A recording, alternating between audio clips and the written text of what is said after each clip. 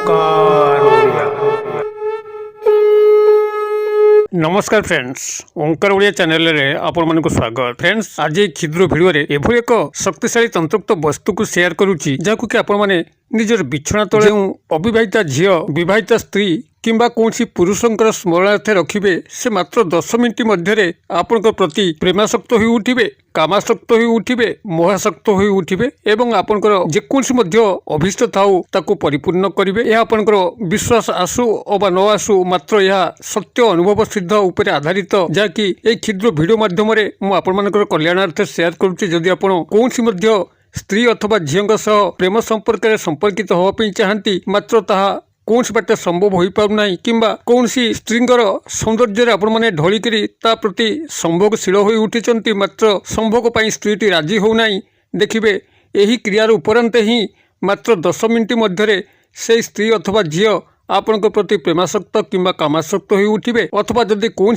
पुरुषों पाखे आपण से विशेष जरूरी काम अच्छी मात्र ता संभव हो पारना से पुरुष आपणकर बशवर्ती हो पारना देखिए यही क्रिया जरिया से ही पुरुष एभली भाव में वशीभूत हम ता द्वारा आपण समस्त कार्य को सुंदर भाव में संपादन करें। यही तंत्रोक्त वस्तुटी को आपण मैंने प्राप्त करने खूब सहज जहाँकि क्षुद्र वीडियो माध्यम आपण मान शेयर करुच्ची किभली आपण मैंने तंत्रोक्त वस्तुटी को पाइबे एवं यही क्रियाटी को सफलतार सह संपादन करेंगे जद्वारा कि आपंकर गोटे थर ही सफल हेबे, दुई बार प्रयोगर आवश्यक नहीं। ए समस्त उपरे आपण विशेष जानिया वीडियो शेष पर्यंत निश्चित भाव में देखंतु। चैनल को प्रथम बार आसते यही कंटेंट आपको रुचि रोते चैनल कड़े थी लाल कलर सब्सक्राइब बटन क्लिक करी बेल आइकन क्लिक करी और ऑल नोटिफिकेशन पर क्लिक करी चैनल को सब्सक्राइब कर नियंतु जेभली कि आम जेतल आपण मान सेवारे यही तंत्र मंत्र वीडियो अपलोड करूँ तार सर्वप्रथम नोटिफिकेशन आपण पाखे पहुँचो एवं से सबको आपण मैंने सर्वदूर देखिकी किसी ज्ञान आहरण करेंगे। तेज फ्रेंड्स एवं नजर पकेबा शक्तिशाली तंत्रोक्त वस्तु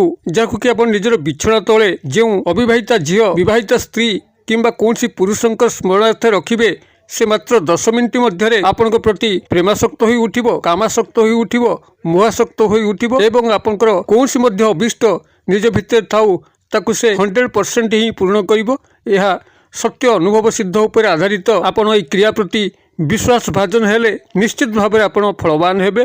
तेबे एई तंत्रोक्त वस्तुटी को आपण मानक सह शेयर करिया पूर्व यार जो सामान्य विधान अच्छी विधानटी को मु उल्लेख करुच्ची, ध्यान देकी शुणु।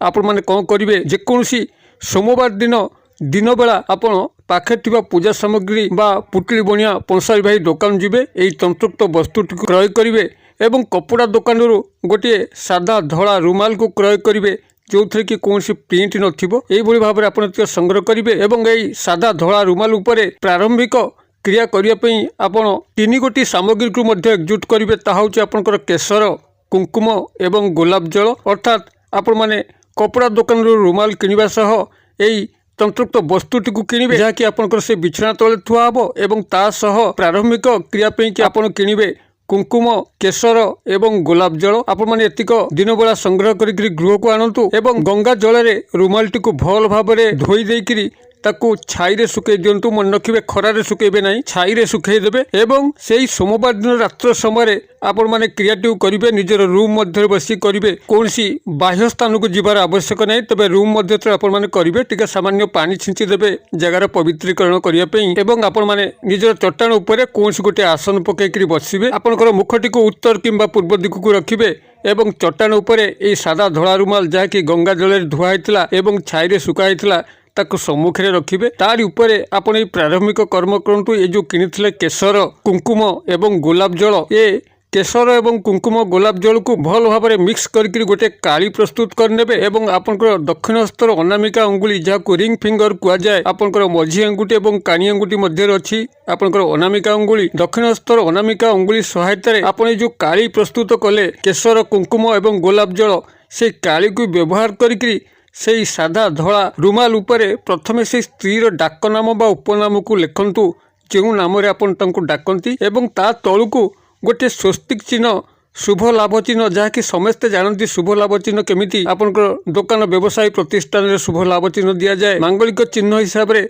स्वस्तिक चिन्हर बहुत प्रसार एवं प्रचार अच्छी। आपण माने गोटे स्वस्तिक चिन्ह को ତା ତଳକୁ ଅଙ୍କନ କରନ୍ତୁ ଏବଂ ତା ତଳକୁ ନିଜ ନାମଟିକୁ ଲେଖି ଦିଅନ୍ତୁ, ନିଜର ଡାକ ନାମ ଉପନାମ ତାକୁ ଲେଖି ଦିଅନ୍ତୁ। ଏଇଭଳି ଭାବରେ ସେଇ ସାଦା ଧଳା ରୁମାଲ ଉପରେ ସେଇ କାଳି ସହାୟତାରେ ଏବଂ ଦକ୍ଷିଣସ୍ଥର ଅନାମିକା ଅଙ୍ଗୁଳି ସହାୟତାରେ ପ୍ରଥମେ ସ୍ତ୍ରୀଙ୍କର ନାମ ଲେଖି ତା ତଳକୁ ସ୍ୱସ୍ତିକ ଚିହ୍ନକୁ ଅଙ୍କନ କରି ଏବଂ ତା ତଳକୁ ଆପଣଙ୍କର ନାମ ଲେଖି ଦିଅନ୍ତୁ ଏବଂ ତା ଉପରେ କିଛି ଅକ୍ଷତ ଅରୁଆ ଚାଉଳ ଏବଂ ମାତା ରାଣୀଙ୍କର ସିନ୍ଦୁରକୁ ଛିଞ୍ଚି ଦିଅନ୍ତୁ। ଛିଞ୍ଚି ଦେଲା ପରେ ଏଇ ଯେଉଁ ତନ୍ତ୍ରୋକ୍ତ ବସ୍ତୁକୁ ଆପଣ ସୋମବାର ଦିନ ସକାଳେ କ୍ରୟ କରିକି ଆଣିଛନ୍ତି, ସେହି ତନ୍ତ୍ରୋକ୍ତ ବସ୍ତୁକୁ ତାରି ଉପରେ ରଖିଦେଇକରି ଆପଣ ଏଇ ଯେଉଁ କ୍ଷୁଦ୍ର ମନ୍ତ୍ର କହୁଛି, ଏଇ କ୍ଷୁଦ୍ର ମନ୍ତ୍ରକୁ ଆପଣମାନେ ସେଇଠି 108 ବାର ଉଚ୍ଚାରଣ କରନ୍ତୁ। ମନ୍ତ୍ରଟି ଆପଣଙ୍କର ଏଇଭଳି ରହିବ, ଅଏମ୍ ହ୍ରିମ୍ ଶ୍ରୀମ୍ ମୋହିନୀ ସ୍ୱାହା। ମୁଁ ଆଉ ଥରେ କହିଦେଉଛି, ଅଏମ୍ ହ୍ରିମ୍ ଶ୍ରୀମ୍ ମୋହିନୀ ସ୍ୱାହା। ବନାନ ଡାକି ଦେଉଛି, ଅଏକାର ଅନୁସାର ଅଏଂ, ହ୍ରିମ୍ ହ ର ଫଳା ଦୀର୍ଘିକାର ଅନୁସାର, ଶ୍ରୀମ୍ ତାଲବେଶ ର ଫଳା ଦୀର୍ଘିକାର ଅନୁସାର, ଅଏମ୍ ହ୍ରିମ୍ ଶ୍ରୀମ୍ ମୋହିନୀ ସ୍ୱାହା। ଆପଣମାନେ ଏହି ମନ୍ତ୍ରଟିକୁ ସେଇଠି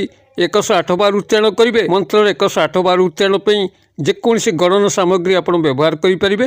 ଯଦି ଗଣନ ସାମଗ୍ରୀ ଆପଣଙ୍କର ମୁଗ, ବିରି, ଗୁଆ ପାଖରେ ଯଥେଷ୍ଟ ଅଛି ତ ବ୍ୟବହାର କରିପାରିବେ, ନଚେତ ଯେକୌଣସି ଫୁଲ ଗଛର କାଠିକୁ ପ୍ରଥମେ 108 ଟୁକୁଡ଼ା କରିଦେବେ ଏବଂ ତାକୁ ପାଖରେ ରଖିକି ଗୋଟି ଗୋଟି ଗଣିକିରି 108 ବାର ଜପନକୁ ସମ୍ପୂର୍ଣ୍ଣ କରିବେ। ଏଇଭଳି ଭାବରେ 108 ବାର ସେଠି ଜପନ କରିସାରିଲା ପରେ ସେହି ବସ୍ତୁ ଯେଉଁ ତାପରେ ରହିଛି ସ୍ୱସ୍ତିକ ଚିହ୍ନ ଉପରେ, ସେହି ବସ୍ତୁ ମିଶାଇକିରି ସେହି ରୁମାଲକୁ ଗୋଟେ ଗଣ୍ଠି ପକାଇଦେବେ ଏବଂ ଏହାକୁ ନେଇକରି ଆପଣଙ୍କର ବିଛଣା ତଳେ ରଖିବେ। ତେବେ ଯେତେବେଳେ ଆପଣମାନେ କ୍ରିୟାଟିକୁ କରୁଥିବେ ସେତେବେଳେ ଯେଉଁ ନାରୀ, ପୁରୁଷ କିମ୍ବା ଅବିବାହିତା ଝିଅଙ୍କ ସହ ସମ୍ପର୍କିତ ହେବା ପାଇଁ ଚାହୁଁଛନ୍ତି, ତାଙ୍କର ସମ୍ପୂର୍ଣ୍ଣ କାଳ୍ପନିକ ଛାୟାଚିତ୍ର ନିଜର ମନ ମଧ୍ୟରେ ରଖିବେ। ଅର୍ଥାତ୍ ଆପଣଙ୍କର ତାଙ୍କରି ଉଦ୍ଦେଶ୍ୟରେ ହିଁ ବଶୀକରଣ କ୍ରିୟାକୁ କରୁଛନ୍ତି, ତାଙ୍କୁ ପ୍ରଥମେ ମନ ମଧ୍ୟରେ ରଖିସାରିଲା ପରେ ଆପଣଙ୍କର ଏ ସମସ୍ତ କ୍ରିୟାକଳ୍ପ କରିବେ, ଯାହାଦ୍ୱାରା କି ଏ ସମସ୍ତ ବଶୀକରଣ ପ୍ରଭାବ ସେଇ ଝିଅ, ସ୍ତ୍ରୀ କିମ୍ବା ପୁରୁଷଙ୍କ ଉପରେ ପଡ଼ିବ।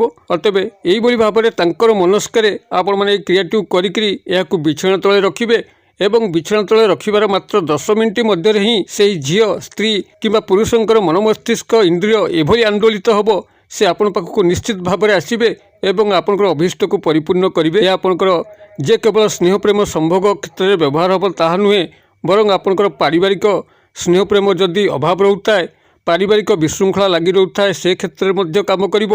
ଉପରିସ୍ଥ ଅଫିସର, କର୍ମଚାରୀ ମହଲର କୌଣସି ନରନାରୀଙ୍କୁ ଆପଣମାନେ ଏହି କ୍ରିୟାରେ ସାମିଲ କରିକି ଚାକିରି କର୍ମବୃତ୍ତିର ଅଗ୍ରଗତି ଉନ୍ନତି କରିପାରିବେ। ସାମାଜିକ ସାଂସ୍କୃତିକ କ୍ଷେତ୍ରର କୌଣସି ନାରୀ ପୁରୁଷଙ୍କୁ ଆପଣମାନେ ହାତ ମୁଠାରେ ରଖିକିରି ସାମାଜିକ ସାଂସ୍କୃତିକ କ୍ଷେତ୍ରରେ ଖୁବ୍ ମାନ ସମ୍ମାନ ପାଇବା ସହ ଆପଣ ସେଠାରେ ପୁରୋଧ ଭାବରେ ରହିକରି କାର୍ଯ୍ୟକୁ ସୁନ୍ଦର ଭାବରେ ନିଭେଇ ପାରିବେ। କିମ୍ବା କୌଣସି ଶତ୍ରୁ ଯିଏକି ଆପଣଙ୍କୁ ବାରମ୍ବାର ହଇରାଣ କରୁଛି, ଯଦି ତାକୁ ଆପଣମାନେ ଏହି କ୍ରିୟାରେ ସାମିଲ କଲେ, ସେ ତାର ଶତ୍ରୁତା ଆଚରଣ ଭୁଲିକରି ଆପଣଙ୍କ ସହ ମିତ୍ରତାର ହାତ ବଢ଼ାଇବ, ଆପଣଙ୍କ ଜୀବନଟି ଶତ୍ରୁମୁକ୍ତ ହୋଇପାରିବ। ଆପଣମାନେ ଏହାକୁ ନିଜର କୌଣସି ବି ସ୍ତରରେ ବ୍ୟବହାର କରିପାରିବେ, କେବଳ ବ୍ୟବହାରିକ ଜ୍ଞାନ କୌଶଳ ଜାଣିଥିବା ଦରକାର। ଏବେ এই ଯେଉଁ ତନ୍ତ୍ରୋକ୍ତ ବସ୍ତୁ ସେଇ ସାଦା ଧଳା ରୁମାଲ ଉପରେ ରଖିବେ, ତାକୁ ଏଇଠି ମୁଁ ସେୟାର କରୁଛି, ଧ୍ୟାନ ସହକାରେ ଶୁଣନ୍ତୁ। ପ୍ରାଥମିକ ହେଉଛି ଆପଣ ଗୋଟେ ହରିଡ଼ାକୁ ସେଇଠୁ ସଂଗ୍ରହ କରିବେ ପୂଜା ସାମଗ୍ରୀ ଦୋକାନରୁ। ହରିଡ଼ା ସମସ୍ତେ ଜାଣନ୍ତି, ହରିଡ଼ା, ବାହାଡ଼ା, ଅଁଳା, ତ୍ରିଫଳାକୁ ସମସ୍ତେ ଜାଣନ୍ତି।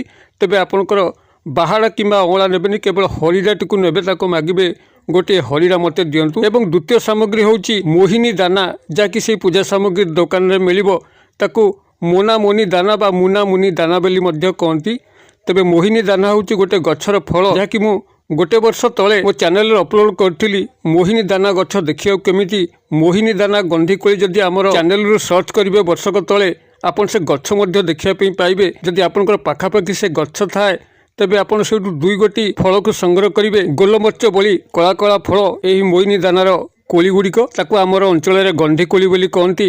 ଭାରି ସୁନ୍ଦର ସୁନ୍ଦର ଟିକି ଟିକି କାନଫୁଲ, ନାକଫୁଲ ଭଳିଆ ଫୁଟିଥାଏ ଏବଂ ଗଛଟି ଟିକେ ଟିକେ ସାମାନ୍ୟ କଣ୍ଟକ ବହୁଳ ହୋଇଥାଏ ଏବଂ ତାର ଫଳ ଗୁଡ଼ିକ କଞ୍ଚା ବେଳେ ସବୁଜ ରଙ୍ଗର ଥାଏ, ପାଚିଗଲେ ସମ୍ପୂର୍ଣ୍ଣ କଳା କଳା ଦେଖାହୁଏ ଏବଂ ପେଣ୍ଠି ପେଣ୍ଠି ହୋଇକରି ଫଳ ଗୁଡ଼ିକ ଝୁଲୁଥାଏ। ଯେମିତି ପେଣ୍ଠି ପେଣ୍ଠି ହୋଇକି ଫୁଲ ଗୁଡ଼ିକ ଥାଏ, ସେଇଭଳି ଭାବରେ ଫଳ ଗୁଡ଼ିକ ମଧ୍ୟ ପେଣ୍ଠି ପେଣ୍ଠି ହୋଇକି ଥାଏ। ମୁଁ ସମ୍ପୂର୍ଣ୍ଣ ଭାବରେ ସେହି ଭିଡ଼ିଓରେ ମୁଁ ଗଛ ସହ ଫଳକୁ ସେୟାର କରିଛି। ମୋହିନୀ ଦାନା ଗଣ୍ଠିକୋଳି ନାମରେ ଭିଡ଼ିଓଟି ମଧ୍ୟ ବର୍ଷକ ତଳେ ଯଦି ଆପଣମାନେ ଖୋଜିବେ ଚ୍ୟାନେଲର ଭିଡ଼ିଓ ଲିଷ୍ଟରୁ, ତେବେ ଆପଣମାନେ ପାଇଯିବେ। ସେହି ମୋହିନୀ ଦାନାରୁ ଆପଣମାନେ 2 ଗୋଟି ଫଳକୁ ଏହି ହରିଡ଼ା ସହ ମିଶାଇକି ନେବେ। କିମ୍ବା ଯଦି ଆପଣମାନେ ଯାହା ମୁଁ ସେୟାର କଲି, ଯଦି ପୂଜା ସାମଗ୍ରୀ ଦୋକାନ ପୁଟଲି ବଣିଆ ପଂସାରୀ ଭାଇ ଦୋକାନରୁ ତାଙ୍କୁ ମୋହିନୀ ଦାନା ମାଗିବେ, ତେବେ ତାଙ୍କଠାରୁ ମଧ୍ୟ ମୋହିନୀ ଦାନା ବା ମୋନାମୋନି ଦାନା, ମୁନାମୁନି ଦାନାକୁ 2 ଗୋଟି ଆଣିବେ। ଏଭଳି ଭାବରେ ହରିଡ଼ା ସହ ଏହି ମୋହିନୀ ଦାନାର 2 ଗୋଟି ସେହି ସ୍ୱସ୍ତିକ ଚିହ୍ନ ଉପରେ ରଖିକରି ଆପଣମାନେ ରୁମାଲଟିକୁ ଗଣ୍ଠି ପକାଇକରି ଯେଉଁଭଳି ଭାବରେ ସେୟାର କଲି ବିଧିଟିକୁ ପାଳନ କରନ୍ତୁ। କ'ଣ ଚମତ୍କାର ଲକ୍ଷ୍ୟ କରୁଛନ୍ତି ମୋତେ କମେଣ୍ଟ ବକ୍ସରେ ସେୟାର କରନ୍ତୁ। ଭିଡ଼ିଓ ଭଲ ଲାଗୁଥିଲେ लाइक करने भूलु ना सांगसाथी महल में सेयार करने भूलु ना भिडियो क्षुद्र परिसर मध्य मत ये विदाय दिंतु पुणी आपण देखा आउ एक शिक्षणीय भिडियो से पर्यंत दर्शक बंधु आपण समस्ते मंगलमय कृपार भले था रोचे सर्वे भवन्तु सुखिन सर्वे सन्तु निरामया सर्वे भद्राणि पश्यन्तु मा कश्चित् दुर्भाग् भवेत्। ओं शांति ओं शांति ओं शांति। नमस्कार।